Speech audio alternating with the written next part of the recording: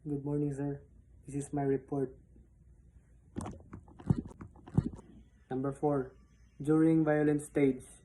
A. Non-lethal weapons and equipment may be used to suppress violence, to protect lives and prevent further damage to properties. So, during violent stage daw is ang mga gamiton na nila nga mga weapons against riot or to protect lives is katulad daw mga weapons nga dili ra kay makapital og mga tao kundi igo ra pasakitan og malikay og para malikay nila ang dakong damage sa area. Letter B. PNP security elements shall be tactically deployed to provide immediate assistance to the CDM contingents. Then, ang mga PNP security elements daw will be immediately deployed to provide assistance to the civil disturbance management contingents. And number 5, post-operation stage. A. CDM contingents shall be withdrawn after the area has been cleared of possible danger to public safety. So, ang mga civil disturbance management daw or CDM contingents, mo-withdraw daw sila after nila ma-clear ang area to provide public safety. So, letter B. Sufficient police force shall be maintained to ensure peace and order in the area. So, dapat daw nga enough ang police force sa area para ma-maintain ang peace and order. Dispersal of public assembly without permit. When the public assembly is held without a permit, where a permit is required, the said public assembly may be peacefully dispersed. However, when the leaders or organizers of public assembly can show an application for permit duly filed at the office of the mayor, which has jurisdiction over the place where the rally will be held, at least 5 days prior to the intended activity and the mayor did not act on the same, the grant of the permit being then presumed under the law, and it will be the burden of the authorities to show that there has been a denial of the application, in which case the rally may be peacefully dispersed following the procedure of maximum tolerance prescribed by law. So ang public assembly held without a required permit may be peacefully dispersed.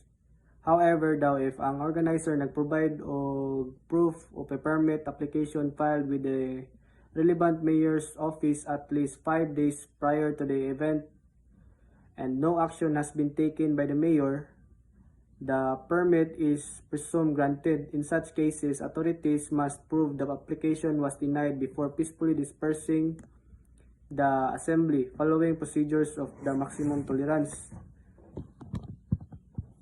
Demolition and ejectment order. Demolition refers to the dismantling by the local government unit or LGU, any legally authorized agency or personnel of the government of all the structures within the premises subject for clearing. Eviction refers to the removal of a person and their belongings from a subject building, structures, or area. So, si demolition nag-refer sa about dismantling or pagbungkag sa structures within the premises subject for clearing.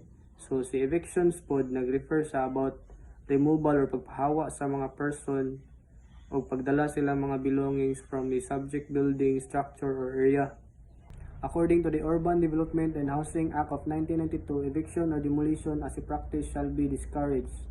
Eviction or demolition, however, may be allowed under the following situation. So, number 1, when person or entities occupy danger areas such as esteros, railroad tracks, garbage dumps, riverbanks, shorelines, waterways, and other public places such as sidewalks, roads, parks, and playground. So, ayan daw ka ma-execute of demolition or eviction when a person is occupying the danger areas sa mga peligro nga lugar daw. Then, number 2, when government infrastructure projects with available funding are about to be implemented. Or number 3, when there is a court order for eviction and demolition. So, ay po daw ka mag-execute of eviction or demolition kung naay court order. In the execution of eviction or demolition orders involving underprivileged and homeless citizens, the following shall be mandatory. So, naay proper way of execution of eviction or demolition. Number 1, notice upon the affected persons or entities at least 30 days prior to the date of eviction or demolition. So, kailangan naman tatagag notice to mga affected persons or entities before 30 days prior to the date of eviction or demolition. Number 2, adequate consultation on the matter of resettlement with the duly designated representatives of the families to be resettled and the affected communities in the areas where they are to be relocated. So, imo silang pasabton or tagag sufficient information on the matter of resettlement with the duly designated representatives of the families to be resettled nga katong mga naapektuhan nga communities nga kailangan na nila mobalhin.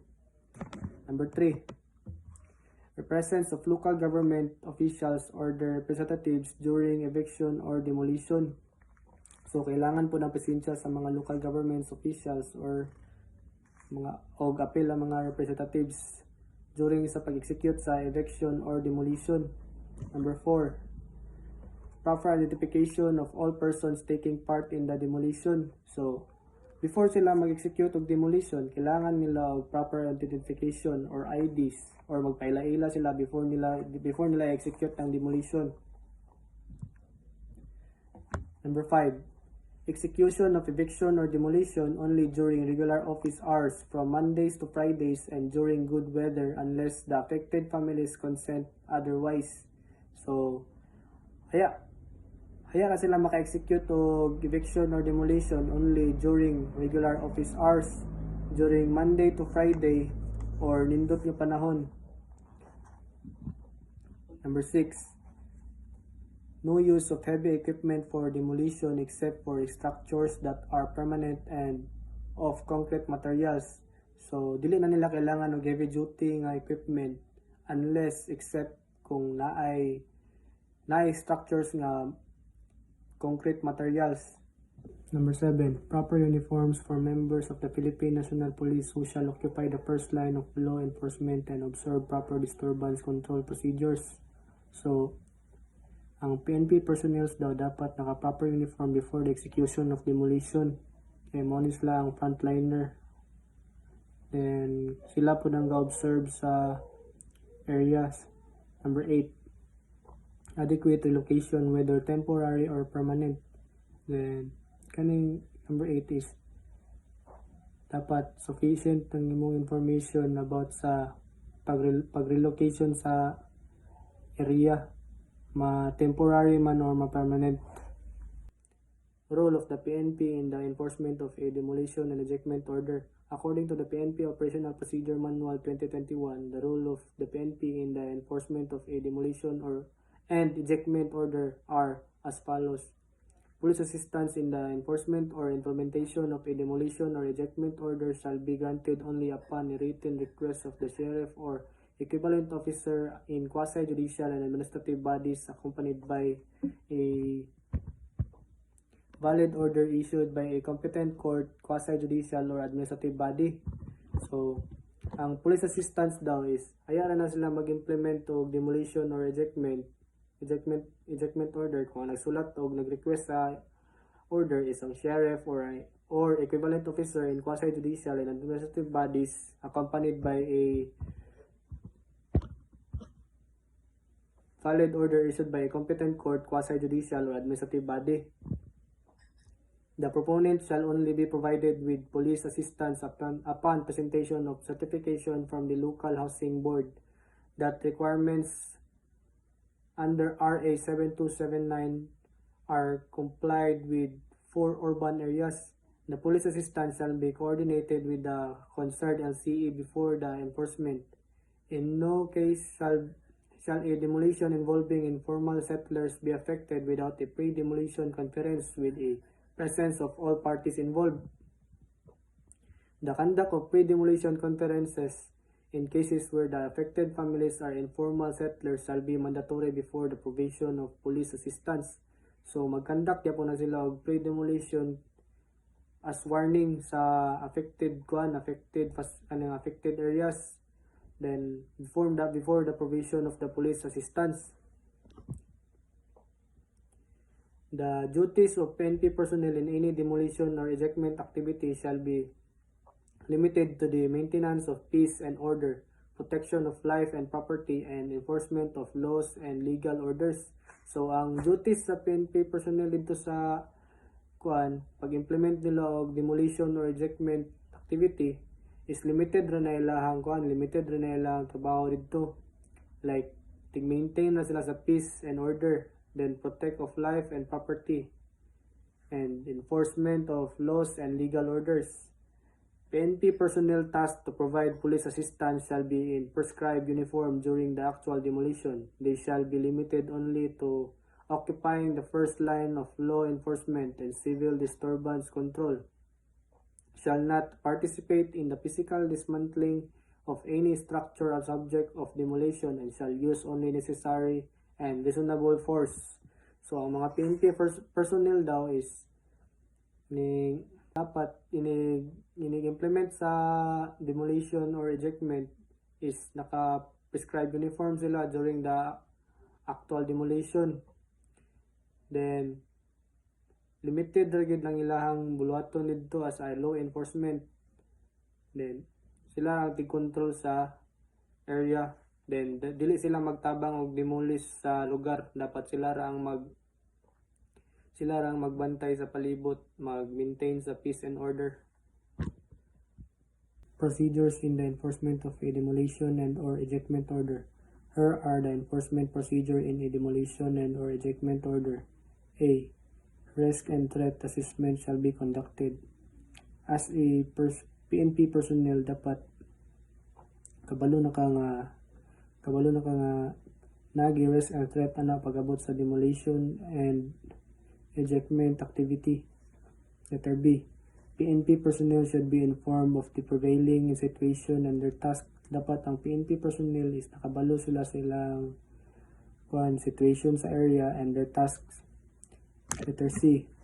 Strict observance of human rights must be adhered.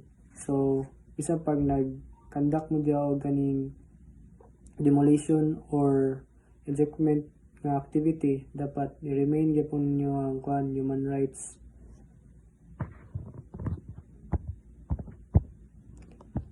Letter D. As much as practicable, the Chief of Police shall lead the PNP contingent detailed to assist the sheriff or equivalent officer during the demolition or ejectment activity. So, ang Chief of Police do kuno is dapat i-lead niya ang PNP contingent to assist the sheriff or equivalent officer during the demolition or ejectment activity. Letter E. All PNP personnel involved shall desist from the use of any unnecessary force or any act that may harm, harass, or terrorize the affected parties. So, dapat ang all PNP personnel involved sa demolition or ejectment activity is dapat likayan nila ang unnecessary force. Dapat gentle na sila sa mga affected parties. Letter F. The mode of participation shall be limited to the maintenance of peace and order during the entire demolition or ejectment activity, ensuring the protection of all parties from harm and injury. So, ang mode sa mga PNP personnel sa pag-abot sa area or sa demolition or ejectment activity is dapat maintain yapon nila ang peace and order during the entire demolition or ejectment activity to ensure the protection of all parties from harm and injury. Letter G. Tear gas, water cannons, and reasonable force shall be used only when all other peaceful and non-violent means have been exhausted. So, tear gas o ganing mga water cannons or any other para haya ra po nila ni gamiton kung reasonable force ng ang affected parties is lisod kayo pasabton. H. Any PNP member whose families are affected with the demolition or ejectment shall adhere to the order issued by the competent authority. In no case shall a PNP member intervene during the implementation of such order or enforcement of demolition and or ejectment. So, bisan pa og kanang nakay ka relatives dito sa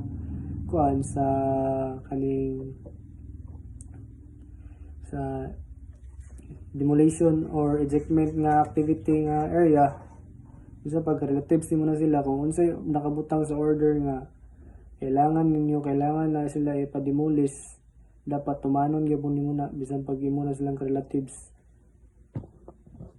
There is no exception. Letter I. The Chief of Police shall ensure the presence of fire and medical teams in the activity area. So, ang Chief of Police to dapat is-ensure niya nga na presensya sa fire o ang medical teams sa activity area. Mao to sir. Salamat sir. Thank you.